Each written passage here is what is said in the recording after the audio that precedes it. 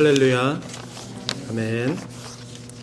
2024년 3월 10일 동산교회 주일 예배를 하나님 앞에 올려드리겠습니다. 조용히 묵도하심으로 예배로 나아갑니다.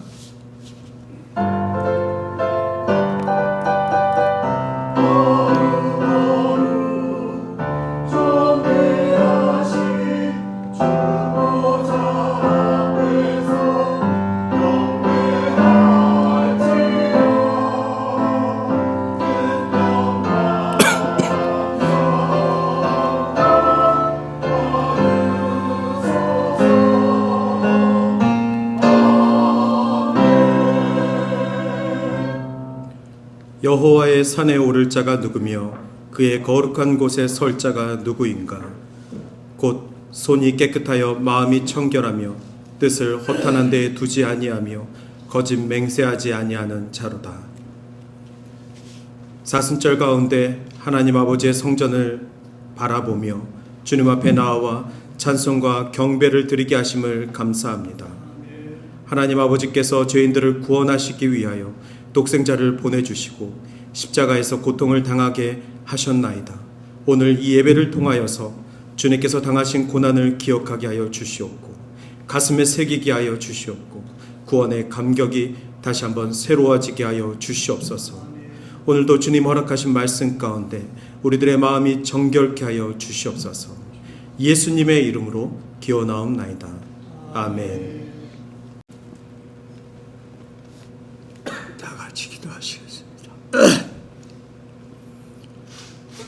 만복의 근원이 되시는 우리들의 아버지 하나님, 감사와 찬송과 영광을 올려드립니다. 한 주간 동안 주님의 보호 아래서 믿음을 지키며 열심히 산다고 하면서도 정직하지 못하고 바르게 살지 못했던 허물 많고 죄 많은 인생임을 고백합니다. 아버지 하나님, 오늘도 불러주신 목적이 있고 뜻이 있어서 우리를 모아주신 이 모든 은혜를 오늘도 위로부터 내려지는 하나님의 은총을 가슴 깊이 새겨가면서 아버지 앞에 서는 날까지 부끄럽지 않는 신앙으로 튼튼히 세워주시는 주님의 말씀대로 믿고 실천하며 순종하는 종들이 되기를 원합니다. 아버지 하나님, 아버지의 말씀에 불순종하며 살아왔던 지난 날들을 다시 한번 되새기면서 하나님 말씀을 오늘도 잘 새겨듣고 은혜를 받고 돌아가시는 걸음걸음마다 기쁨과 은혜가 넘쳐서 정말 내 이웃을 위하여 복음을 전파할 수 있게 하시고 내 사랑을 베풀며 나누는 아름다운 선한 목자의 길을 걸어갈 수 있는 저희들 삶이 되게 축복하여 주옵소서. 오늘도 형편에 어려워서 나오지 못한 사랑하는 주의 백성들 가정을 지켜주시고 위로해 주시며 오늘도 이 자리에 내려왔던 우리에게 은혜를 주셨던 모든 은혜를 그들에게도 함께 내려주셔서 항상 믿음으로 충만히 허락하여 주옵소서. 믿음 없이는 주님을 기쁘시게 해드릴 수 없사오니 오직 믿음만이 오직 가야 할 길은 오직 천국 길인 줄 믿사오니 주여 우리에게 귀한 믿음 주시고 은혜를 주시고 항상 하나님의 말씀대로 읽고 듣고 지키며 살아가는 신앙으로 본이 되는 저희들 신앙이 되기를 원합니다. 감사합니다. 하나님, 오늘도 아름다운 찬양으로 영광을 올려드리는 찬양대를 축복하여 주시고 이들의 마음을 다하고 뜻을 다하고 성품을 다하여 주 너의 하나님 앞에 찬양을 올려드리는 이 찬양이 우리들의 심령 깊은 곳에 새겨지게 하시고 은혜로 가득가득 채워서 우리도 다 함께 찬양과 영광을 올려드릴 수 있는 아름다운 성도들로 축복으로 내려주시옵소서. 어린 생명을 지도하는 우리 사모님에게도 강건함을 주시고 믿음을 주시고 그 어린 생명들을 잘 지도하여 하나님이 교회의 일꾼들로 만들어 주시는 일에 수고의 손길을 기억하시고 축복하여 주옵소서. 하나님, 이렇게 예배 후에 또 우리 식탁을 준비하는 사랑의 손길이 있습니다. 그들에게도 모든 것을 채워주시고 위로해 주시며 항상 그 속에 손길을 하늘나라의 상급이 있을 줄 믿사오니 하나님 정말 새하지 않도록 강한 팔로 봉사할 수 있는 믿음으로 특별히 허락하여 주옵소서. 하나님 우리가 살고 있는 이 카나다 땅도 지켜주시거니와 더구도 두고 온 우리 조국을 지켜주시사 하나님 어려운 역경과 고난을 하나님 승리할 수 있는 신앙의 믿음으로 튼튼히 세워가는 우리 조국이 되기를 원합니다.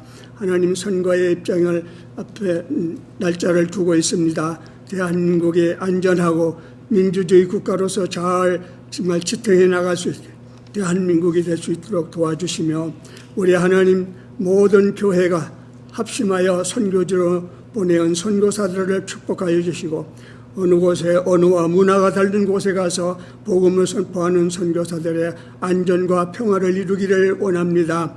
하나님 페루팔 복자단도 지켜주시거니와 우리의 모든 앞날의 길을 열어주시는 우리 주님의 지상명령을 하나님께서 항상 기억하면서 너희는 가서 모든 족속으로 제자를 삼아 아버지 아들과 성령의 이름으로 죄를 주고 모든 복음을 전파하여 하나님의 뜻대로 실천하며 순종하는 신앙의 저희들 삶이 될 수 있도록 우리도 은혜 받고 축복받는 귀한 성도가 되어서 많은 사람들에게 복음을 선포할 수 있는 우리 동산의 식구들 다 될 수 있도록 은총 내려 주시옵소서.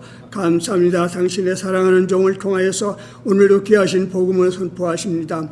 능력 있는 복음이 되게 하시고 위로부터 내려지는 하나님의 은총의 역사가 귀한 종을 통하여 우리에게 전파될 때마다 우리들의 심령의 문을 열고 은혜 받는 귀한 시간 되게 축복하여 주옵소서. 이 모든 말씀 우리를 죄에서 구속해 주시는 예수 그리스도 이름으로 감사하며 기도 올렸사옵나이다. 아멘.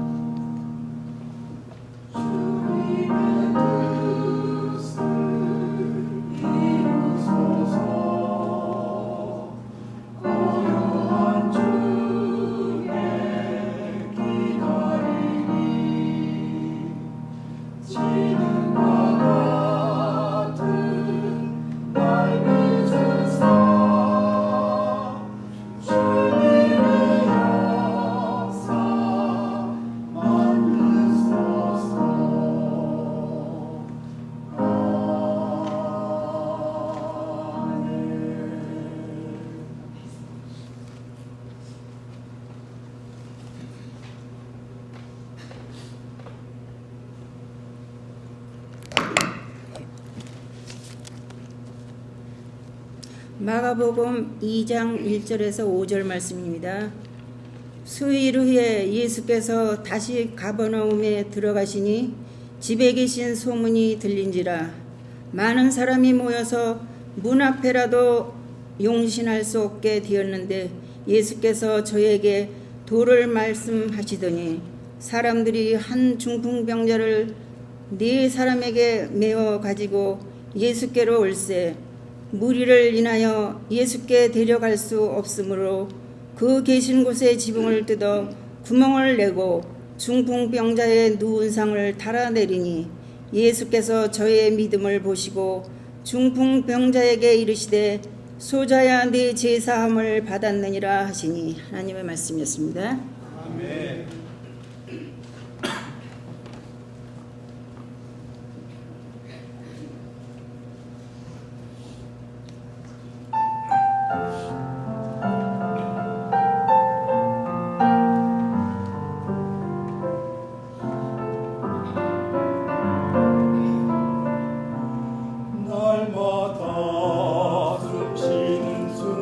순간마다 내 앞에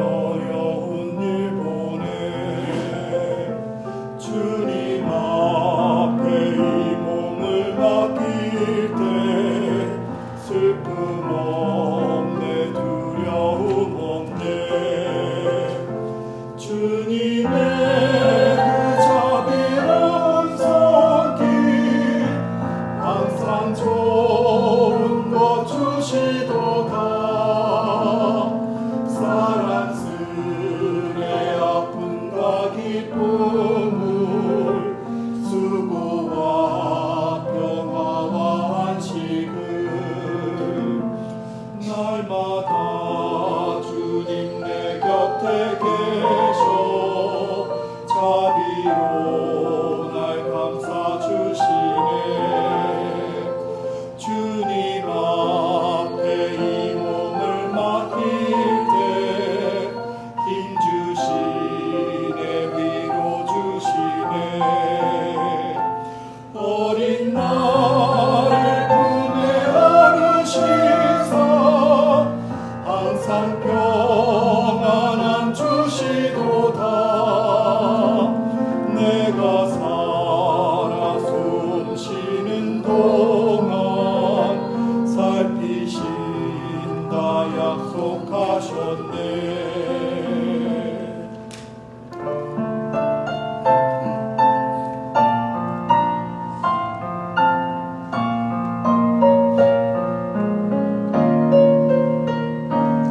인생의 어려운 순간마다 주의 약속 생각해보네. 내 맘속에 믿음 잃지 않고 말씀 속에 위로를 얻네. 주님의 도우심 바라보며 모든 어려움이 기도다. 흘러가는 순간순간마다 주님 약속 새겨봅니다.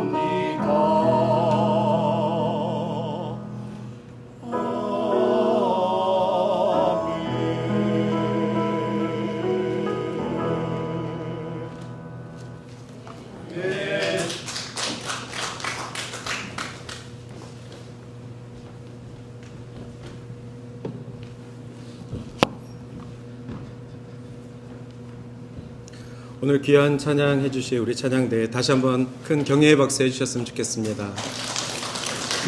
감사합니다.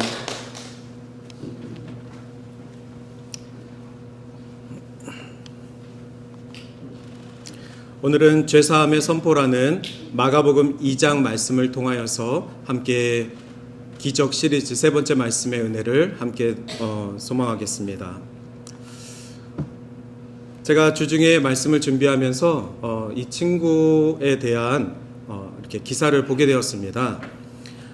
이름은 박위라는 한국의 청년입니다. 지금은 채널을 운영하고 있는데 그 채널 이름이 위라클이라는 채널입니다. 아래 사진에서 보는 것처럼 이 청년은 28살에 추락사고를 당해서 전신이 다 마비된 상황에서 여러 가지 치료와 그리고 가족들의 보살핌과 기도 가운데 하반신만 현재는 마비로 지내고 있는 상황입니다. 그래서 휠체어를 항상 타고 다녀야 하고 그런 상황 속에서 굉장히 좌절도 되고 그리고 굉장히 힘든 상황일 테지만 자신과 같은 사람들이 어떻게 살아가고 있는지 유튜브를 통해서 자신의 삶을 좀 공개해야 되겠다. 그리고 위로를 좀 전해주고 그리고 이렇게 힘든 상황 속에서도 하나님께서 늘 기적 같은 삶들을 만남들을 이루어 주신다라는 것을 이렇게 공개하는 그런 채널입니다. 그래서 이제 위라클이라는 채널인데 특별히 이 청년의 이 채널을 보면은 굉장히 밝습니다. 항상 웃고 있습니다. 물론 사고 나기 전의 모습은 모릅니다. 하지만 사고 나고 그리고 이렇게 치료가 되는 가운데 지금 웃을 수 없는 상황인데도 불구하고 말할 때 마디 하나하나가 하나님께 감사고 그리고 기적이고 그리고 누군가에게 꼭 돕고 싶다. 이런 마음을 정말 마디 하나하나에 다 들어가 있습니다. 그래서 이 청년의 말을 듣고 있으면 사지가 멀쩡하고 건강한 저조차도 이런 상황들 가운데 하나님께 더욱더 감사하려고 하는 그러한 언어들을 찾게 되고 그러한 상황들을 좀 보게 됩니다. 그런데 최근에 이 청년이 이제 연애를 시작을 했습니다. 하반신이 마비고 그리고 움직일 수 없는 상황, 혼자서도 앞으로의 삶을 감당하기 힘든데 그 박유라는 청년의 아버지가 이렇게 휠체어를 타는 아들한테 그렇게 말을 했다고 합니다. 아들아, 평생 아빠랑 살자. 이렇게 아들을 위로했다고 하는데, 최근에 이 청년이 교제하는 자매가 생겼습니다. 내용을 보니까 어느 교회에 새벽 기도회를 갔는데, 그 새벽 기도회에서 열심히 기도하던 한 자매를 보았고, 그 자매를 이렇게 소개를 받았다고 합니다. 그런데 그 자매가 이 박유라는 청년이 하나님을 고백하고 또 삶 속에서 기적을 이루어가는 그런 삶들을 그 자매 또한 본 것입니다. 그래서 육체적으로는 굉장히 아픈 부분이 있지만 이 청년이 하는 말 한마디 한마디가 굉장히 긍정적이고, 그리고 하나님에 대한 중심이 바로 섰다라는 그 확신이 있어서 그 자매도 교제를 허락을 했습니다. 그러면서 이 청년이 그 자매에게, 여자친구에게 이렇게 물어봅니다. 혹시 내가 이렇게 하반신이 마비인데 좀 걱정되지 않니? 이렇게 물어봤다고 합니다. 그런데 그 위에 있는 사진에 나온 것처럼 그 자매가 이렇게 얘기를 합니다. 여자가 힐을 신고 다니다 보면 자가밭도 걸을 수 있고 움푹 파인 곳도 다닐 수 있어.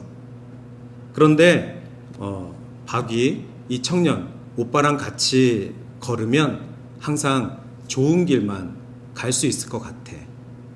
이렇게 고백을 하였다고 합니다. 저는 이 얘기를 이 청년을 통해서 이렇게 들으면서 그 자매의 고백이 굉장히 귀하다. 그 자매가 정말로 위로의 말을 했구나. 그리고 저는 그 고백을 듣기 전까지 이런 하반신 마비 그리고 장애가 있으신 분들의 삶을 바라볼 때 참 안타까운 마음이 있고 미안한 마음도 있고 참 어떻게 살을까 불편할 텐데 이런 마음이 있었는데 그 자매의 말을 통하여서 좀 시선이 바뀌게 되었습니다. 아, 그렇구나. 여자로 태어나서 신체 건강한 형제를 만나도 때로는 삶이 고생스러울 수도 있고, 그리고 속을 수도 있고, 그리고 굉장히 힘든 일생을 가질 수도 있는데, 지금 내 앞에 있는 이 청년과 함께 다니다 보면 이 청년이 움푹 파인 데는 갈 수 없지 않습니까? 그리고 자갈밭은 갈 수 없지 않습니까? 그러니 이 청년의 휠체어를 밀고 가다 보면 항상 고든 길로만, 안전한 길로만 갈 수 있지 않겠냐. 이렇게 이 상황 가운데서도 굉장히 밝고 긍정적인 상황들을 그 자매 또한 보았다는 것이 참 기적과도 같은 고백이었습니다. 그래서 이 청년 그 유튜브 내용을 다 보진 않았지만 이 청년과 그리고 교제하는 그 자매의 그 만남, 그리고 이들이 하나님 중심으로 살아가는 그 삶이 얼마나 기적과도 같은 아름다운 삶인지 좀 도전을 받게 되었습니다. 오늘 특별히 말씀을 준비하는 내용이 마가복음 2장 말씀이 중풍병자를 고치신 예수님에 대한 내용이었습니다. 이 말씀을 읽고 묵상하면서 특별히 이 박유라는 청년, 그리고 이 박유 청년을 옆에서 교제하는 그 자매, 저는 그래서 성경에 나온 것처럼 하나님께서 박유 청년에게 돕는 배필을 허락하셨구나. 하나님이 아담에게 허락하신 하와가 어떤 존재였습니까? 돕는 배필이었습니다. 하나님께서 허락하신 배우자는 돕는 배필입니다. 우리가 서로서로에게 돕는 삶, 그 삶이 바로 하나님이 허락하신 배우자의 사명인 것입니다. 이렇게 우리가 상대의 불편한 부분들을 감싸주고, 그리고 그것을 가려주고, 그리고 도울 수 있는 것이 정말 돕는 배필의 삶. 그리고 이것이 정말 중요하고 가능할 수 있었던 것은 그들 청년 중심 가운데 예수님에 대한 확신과 그리고 믿음의 고백이 있었기 때문에 세상이 감당할 수 없는 비전과 그리고 고백을 할 수 있는 것입니다. 오늘 예수님께서는 이 땅에 완전하신 하나님으로 오셨는데, 하나님께서 우리들의 아픈 부분들을 치유하시고 고치실 수 있는 의사 되신 하나님이십니다. 그런데 예수님은 이 땅에 아픈 사람들을 찾아서 고치시기 위해서 오신 것이 아닙니다. 예수님은 이 땅에 다치고 치유받아야 되고 그리고 상처난 사람들을 싸매시기 위해서 오신 것이 아닙니다. 예수님이 이 땅에 오신 것은 무엇이죠? 바로 하나님과 인류 사이의 죄 문제를 해결하기 위해서 오셨습니다. 그 죄를 해결하기 위해서 오셨는데 그 죄 문제뿐만이 아니라 인류가 갖고 있는 많은 문제들을 예수님이 보시고 그들의 삶 속에 깊이 들어가셔서 안타까운 마음을 갖고 계셨습니다. 그 안타까운 마음 가운데 아파하는 자들을 고치시기도 하시고 그리고 기적을 필요로 하는 자리에서는 기적을 베푸시기도 하셨습니다. 그러나 그 모든 것들이 예수님이 이 땅에 그것을 위해서 오신 것이 아니라 복음을 전하기 위해 구원을 베푸시기 위해 그러한 모든 일들을 함께 하셨다는 것입니다. 예수님께서는 오늘 마가의 기록으로 보면은 설교와 전도를 마치시고 가버나움에 돌아오셔서 좀 쉬고 계신다라는 표현을 마가가 하였습니다. 예수님은 항상 복음을 위해서 여러 곳을 다니시면서 말씀을 전하셨습니다. 하나님의 나라를 전파하셨습니다. 하지만 그런 가운데에서도 쉬실 시간이 되시면 돌아오셔서 쉬셨습니다. 예수님에게도 그 쉼이 필요합니다. 우리도 예수님의 사역을 감당할 때에도 항상 불철주야로 주를 바라보면서 한다고 하지만 우리들의 한계가 있고 항상 우리가 쉼을 얻을 때가 있습니다. 우리가 어디서 얻죠? 바로 하나님의 집, 하나님의 품 안에서 쉼을 얻게 됩니다. 예수님도 지난주에 제가 말씀드린 것처럼 오병이어의 사역을 마치시고 산에 들어가 홀로 아버지 안에서 기도하면서 쉬셨다라고 말씀을 드렸습니다. 오늘도 마찬가지입니다. 예수님이 많은 사역을 마치신 후에 가버나움 집에 돌아와서 쉬셨습니다. 그런데 이 가버나움 지역에 예수가 돌아온다는 소식을 사람들이 듣고 예수님이 쉬시기로 한 그 장소 가운데 모여든 것입니다. 예수님이 쉬고 계신 그 곳은 예수님에게는 쉼의 터전이지만 많은 사람들에게는 예수님을 만날 수 있는 장소입니다. 예수님을 만나기만 하면 하나님의 나라에 대해서 들을 수 있고 그리고 우리의 아픈 부분들을 고칠 수 있다라는 그 소식들을 이미 들었기 때문에 모두 다 예수님이 있는 곳에 모여든 것입니다. 즉 예수님께서는 사람들이 모이는 곳에서 더 이상 쉴 수도 없는 상황이셨습니다. 그럼에도 불구하고 예수님은 모여든 사람들에게 하나님의 나라에 대해서 설파하시고 그리고 그곳에 치유가 필요한 사람들에게 치유하시고 그리고 예수님을 정말 만나고 싶어하는 분들에게 찾아가셔서 그들을 위로하시는 사역들을 하셨습니다. 그런데 오늘 이 소식을 어디서부터 들었냐면 다른 동네에서 중풍병자도 예수님의 소식을 듣고 가버나움 지역에 가서 예수님을 만나고 싶다. 중풍병자는 어떤 사람입니까? 몸을 움직일 수 없는 마비가 된 사람입니다. 오늘날 우리가 알고 있는 병명으로 말하면 뇌혈관이 막히는 뇌경색 혹은 뇌혈관이 터지는 뇌출혈과 같은 상황으로 된 상황을 중풍병자라고 합니다. 이 중풍병자는 지금 자신의 힘으로는 도저히 움직일 수 없는 그러한 상황입니다. 그래서 중풍병자에게 친구들이 있었는데 그 친구들이 중풍병자를 들것에 실어서 예수님이 있는 그 가버나움 그 집에 찾아간 것입니다. 얼마나 귀한 친구들입니까? 내 친구 하나 살리겠다고 친구 하나도 아니고 4명이서 들것을 메고 예수님을 찾아 헤매는 그들의 이 안타까운 마음을 보시길 바랍니다. 친구에 대한 그 사랑, 그 안타까움이 이 내 친구들에게 있었습니다. 또한 이 중풍병자에게는 예수를 만나고 싶은 그 안타까움이 있었습니다. 주를 찾고자 하는 그 목마른 마음이 있었기 때문에 이들은 예수님이 계신 곳을 찾아간 것입니다. 찾아갈 수 없는 육체의 한계가 있지만 그들의 마음과 믿음의 중심 가운데에는 주를 바라보고 싶은, 주를 만나고 싶은 그러한 간절함이 있었습니다. 소문을 듣고 예수님이 머무신 그 집으로 갔는데 보다시피 이 집에 사람들이 너무나도 많이 있습니다. 사람들이 꽉 차서 들어갈 수도 없는 상황이었다고 말하는 기록하고 있습니다. 그랬을 때 이 내 친구들이 어떤 방법을 택합니까? 지붕을 뚫고 예수를 만나기로 결정합니다. 굉장히 무례한 방식입니다. 남의 집에 지붕을 뚫고 그곳에 계신 예수님을 만나기 위해 남의 집에 물건을 훼손한 것입니다. 그리고 문을 통해서 들어가야 되는데 문을 통해 들어가지 않고 지붕을 통해 들어가려고 하는 이러한 시도를 했습니다. 굉장히 말이 안 되죠. 그러나 아까도 말씀드렸지만 들것에 내 중풍병 걸린 움직일 수 없는 내 친구를 예수님을 만나고 싶은, 예수님을 만나게 해야겠다는 그 간절함이 있었기 때문에 그들에게는 지붕을 뚫고서라도 예수님을 만나고 싶은 그러한 안타까움이 있었습니다. 오늘 저는 여러분들에게 이 말씀을 준비하면서 우리가 예수님을 만나고 우리가 예배를 사모하는 그 마음이 이런 안타까움과 이런 사모함의 간절함이 늘 있는가? 우리가 말씀을 대하고 늘 예수님을 만나고 예수님의 삶을 우리의 삶 가운데 중심된 삶으로 살겠다고 고백하는 가운데 이렇게 우리 중풍병자 친구들의 그 마음처럼 간절하게 있고 안타까움이 있는가? 이 마음을 좀 돌아보게 되었습니다.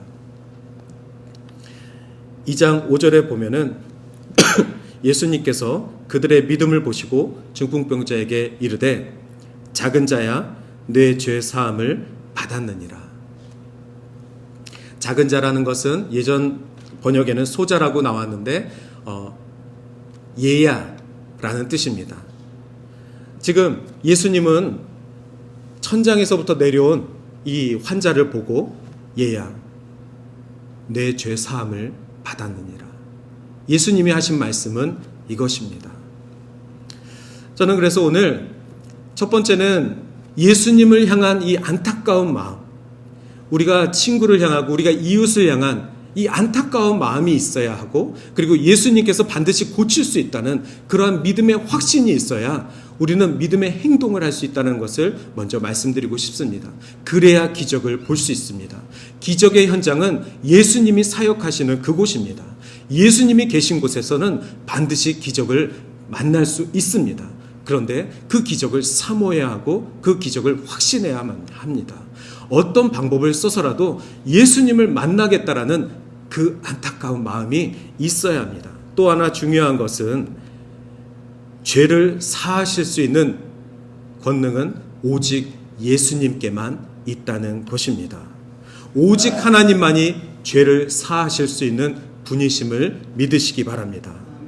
광야에서 수백 년 동안 이스라엘은 개개인이 지은 죄들을 용서받기 위해서 제물을 하나님께 바쳤습니다. 그래서 제사장이 필요했고 대제사장은 모든 이스라엘의 죄를 대신하기 위해서 하나님께 제물을 바쳐 용서를 구해야만 했습니다. 그렇게 이스라엘은 늘 하나님께 제물을 바쳐 죄를 용서받았습니다. 이것이 하나님이 허락하신 율법이었고 이것이 이스라엘의 신앙이었고 이스라엘의 삶이었습니다. 하나님의 백성의 삶은 하나님께 제물을 드림으로 하나님께서 용서하시고 그래서 그렇게 다시 한번 하나님의 백성으로 거룩한 백성으로 살아가는 삶이었습니다. 그런데 예수님이 이 땅에 오신 뒤로는 더 이상 우리의 죄 때문에 우리가 하나님께 드리는 제물이 필요 없어졌습니다. 이 현장에서도 마찬가지입니다. 분명 우리는 중풍병에 걸린 친구를 예수님께 보내드렸는데 예수님은 뭐라고 말씀하셨습니까? 내 죄 사함을 받았느니라. 여러분, 지금 친구들에게는 중풍병 걸린 친구가 깨끗하게 기적을 체험하는 것이 중요한 상황입니다. 아픈 사람에게는 일어나서 걷는 것이 지금 목숨보다 중요한 사안입니다.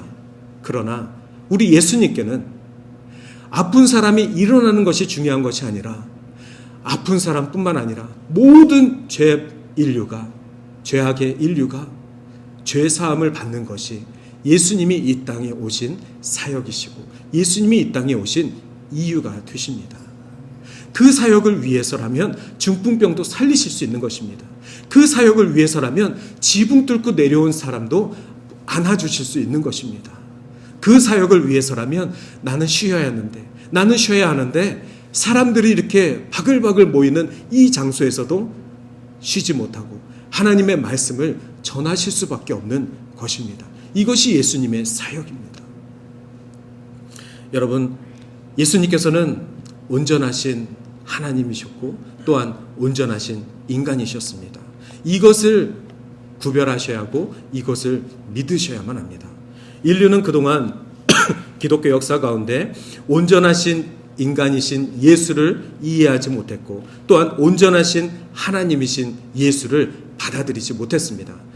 온전한 인간이시기 때문에 예수님도 쉼이 필요하신 것이고 온전한 하나님이시기 때문에 예수님도 하나님처럼 죄인을 용서할 수 있는 것입니다. 2000년 동안 수없이 많은 사람들이 이것 때문에 싸우고 이것 때문에 죽이고 이것 때문에 서로 미워하고 신학들이 나뉘어지고 있습니다. 그러나 우리가 예수 그리스도에 대한 한 가지 믿음이 있다면 그것은 우리 예수님은 하나님이시요 우리 예수님은 우리와 동일하신 인간이시라는 것입니다. 그래서 오늘 인간 되신 예수님께서 아파하는 중풍병자를 고치시길 원하셨던 것이고 이 아파하는 친구를 지붕을 뚫고라도 예수님을 만나게 하겠다는 이 친구들의 이 마음을 예수님은 느끼신 것입니다. 그리고 이 자리에 모여든 수많은 사람들을 품에 안으시고 이들에게 하나님의 나라, 하나님의 말씀을 온전히 전하고 싶으셨던 것입니다. 하지만 동시에 예수님이 죄인을 용서할 수 있는 그 권한이 오직 예수에게만 있다는 것을 기억하시길 바랍니다. 왜냐하면 오늘 읽지 않은 말씀 2장 6절에 2장 7절에 이렇게 나와 있기 때문에 그렇습니다. 어떤 서기관들이 거기 앉아서 마음에 생각하기를 좀 전에 예수님이 소자야 작은 자야 내 죄를 사함 받았느니라 이렇게 말씀을 하니까 그 자리에 있던 서기관들이 생각하건대 어찌 이런 말을 하는가? 저 예수는 신성모독 아닌가? 오직 하나님 한 분밖에는 누가 죄를 용서하겠는가? 하나님에 대해서 온전히 안다라고 생각하는 이스라엘 또한 서기관들은 예수님의 이 한마디 소자야 죄의 용서를 받았느니라 이 한마디가 그들이 지금 이 시간에 기적의 현장을 보았음에도 불구하고 신성모독이다. 죄인이다. 예수님을 가리켜 어떻게 그런 말을 할 수 있느냐. 이렇게 흥분한 것입니다. 지금 우리는 기적의 현장을 보고 있습니다. 마가는 지금 이 장면에서 중풍병자를 일으키신 예수 그리스도, 중풍병자를 일으키신 기적의 현장을 기록하고 있습니다. 그런데 우리는 동시에 어떤 현장을 보고 있습니까? 예수님을 향하여 신성모독이다. 당신이 어떻게 하나님을 모독하는가? 라는 것을 서기관들의 말을 통해서 듣고 있습니다. 그래서 제가 여러분들께 미리 말씀드린 것, 예수님은 인간이심과 동시에 하나님이십니다. 예수님만이 죄를 사하실 수 있는 능력이 있으신 하나님이신을 믿으셔야만 합니다. 그 믿음이 확실해야만 이렇게 서기관들과 같은 혼란스러운 믿음으로 예수를 오해하지 않습니다. 그래서 예수님께서 말씀하십니다. 그들이 속으로 이렇게 생각하는 줄을 예수님이 다 아시고 어찌하여 이것을 마음에 생각하느냐 하시면서 중풍병자에게 내 죄사함을 받았느니라 라고 말하는 것이 쉬우냐 아니면 내 상을 가지고 걸어가라 이 말을 하는 것이 쉽겠느냐. 예수님이 지금 중풍병자 한 명을 고치시는 게 쉽겠습니까? 아니면 온 인류, 죄 많은 인류의 죄를 사하시는 것이 쉽겠습니까? 예수님이 이 땅에 왜 오셨다고 말씀드렸죠? 예수님은 인류의 죄를 사하기 위해 오셨습니다.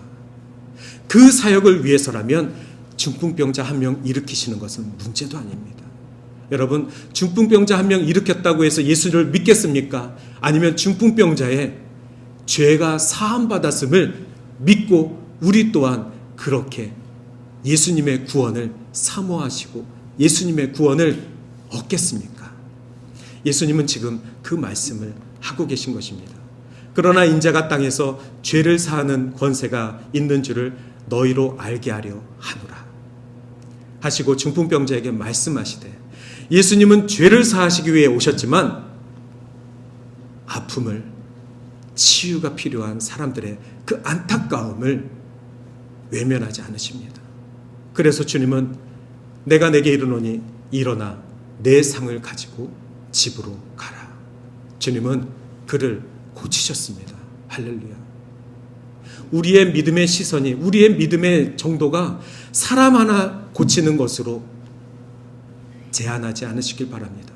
우리 크고 놀라우신 하나님의 능력은 이 땅에 오셔서 사람 하나 살리시기 위해, 중풍병자 한 명 살리시기 위해 오신 것이 아니라 온 인류의 죄악을 용서하시기 위해 오신 것입니다.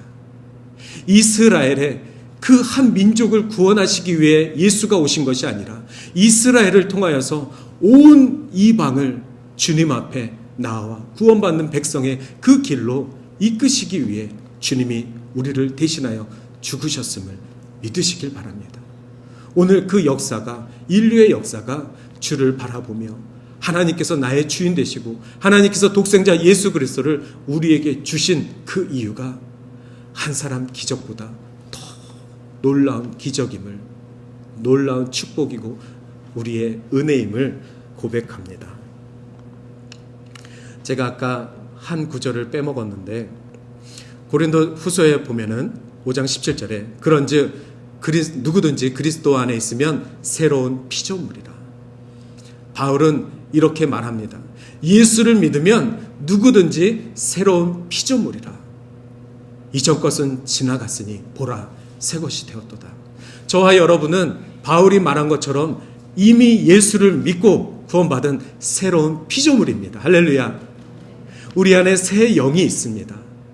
우리 안에 이미 구원의 감격이 있고 기적이 있습니다. 우리가 중풍병을 걸려본 적이 없어서 우리가 중풍병을 기적으로 나은 적은 없지만 그거보다 더 큰 은혜, 더 큰 기적을 체험하였습니다. 주님, 나 같은 죄인을 구원하시고 나 같은 죄인을 주의 백성 삼으신 그 은혜가 너무나도 놀랍습니다. 주님 감사합니다. 이것이 하나님이 우리에게 허락하신 은혜인 줄 믿습니다. 바울이 우리에게 설명한 것처럼 우리는 새로운 피조물입니다. 새 것이 되었습니다. 때론 저처럼 이렇게 감기로 골골대지만 제 안에 구원받은 이 영혼은 늘 새 영혼으로 주를 찬양하고 있습니다. 이 육신의 아픔은 주님이 함께 하시면 아무 문제가 없습니다. 아프다가도 일어날 수 있는 것이고 일어나가도 하나님이 건들면 아플 때도 있습니다. 그러나 우리 영혼은 다릅니다. 우리 영혼은 하나님께서 이 땅에 보내신 예수 그리스도의 그 죽음으로 그 피로 대신 얻은 새 생명입니다. 우리의 어떤 공로 없이, 우리의 어떤 희생 없이 오직 예수 그리스도의 희생과 예수님이 우리의 죄에 제물되어 주셔서 우리가 새 생명 얻은 줄 믿습니다. 그가 일어나 곧 상을 가지고 모든 사람 앞에서 나가거늘 그들이 다 놀라매 하나님께 영광을 돌리며 이르되 우리가 이런 일을 도무지 보지 못하였도다 하더라. 왜 그러겠습니까? 그 어떤 사람이 죄를 용서할 수 있겠습니까? 아마 이 자리에 서기관들 말고 다른 많은 사람들은 주님, 저의 죄도 용서하여 주시옵소서. 주님, 저의 죄도 사하여 주시옵소서. 주님, 제 안에도 아픔이 있습니다. 저희 가족에도, 저희 이웃에도 아픔이 있습니다. 주님, 이 질병을 고쳐주시옵소서. 아마 이후에도 수없이 많은 사람들이 예수 그리스도의 복음을 듣고 예수님을 만나길 원하셨을 것입니다. 2000년 동안 예수님이 부활하시고 나서 2000년 동안 수없이 많은 사람들이 이 예수님을 만나고 싶어서 교회에 찾아오고 말씀을 읽고 주님의 기적을 간절히 사모하고 있습니다. 곳곳에서 예수를 사모하는 자들이 오늘날에도 예수의 기적을 맛보고 있고 그것을 체험하여서 나를 구원하신 예수님을 간증하고 자랑하고 있습니다. 오늘 설교 앞전에 말씀드린 그 청년처럼 하반신이 마비인데도 불구하고 그 안에 중심에 예수가 살아있어서 기쁨으로 고백하고 또한 그 청년을 돕는 배필로 사명을 여기겠다는 그 자매의 고백 또한 예수가 중심인 삶의 기적인 줄 믿습니다. 우리의 삶이 그보다 못합니까? 우리의 삶이 그보다 불편합니까? 그렇지 않습니다. 우리는 중풍병 걸린 자보다 훨씬 건강하게 예수의 복음을 전할 수 있는 자들입니다. 우리는 그 박위 청년보다 훨씬 더 많은 일들을 할 수 있는 자들입니다. 우리 안에 예수 중심의 기쁨과 샘솟는 복음의 열정만 있다면 우리가 말하는 그 말 한마디 한마디마다 우리 앞에 있는 사람들이 기쁨을 누리게 될 것이고 예수님이 그런 분이시구나. 예수님을 만난 사람이면 저런 긍정적인 에너지가 나오는 사람이구나. 저런 기쁨이 어떻게 생겼을까? 이런 궁금증을 갖게 하시길 주님의 이름으로 축원합니다. 마지막으로 에베소서 1장 7절을 말씀드리고 말씀을 마치도록 하겠습니다. 우리는 그리스도 안에서 그의 은혜의 풍성함을 따라 그의 피로 말미암아 속량 곧 죄 사함을 받았느니라. 할렐루야. 아멘. 이 시간 우리 함께 찬양하겠습니다. 나의 죄를 씻어주셔서 감사합니다. 확신을 가지고 함께 기도하고 함께 찬양하고 기도하겠습니다.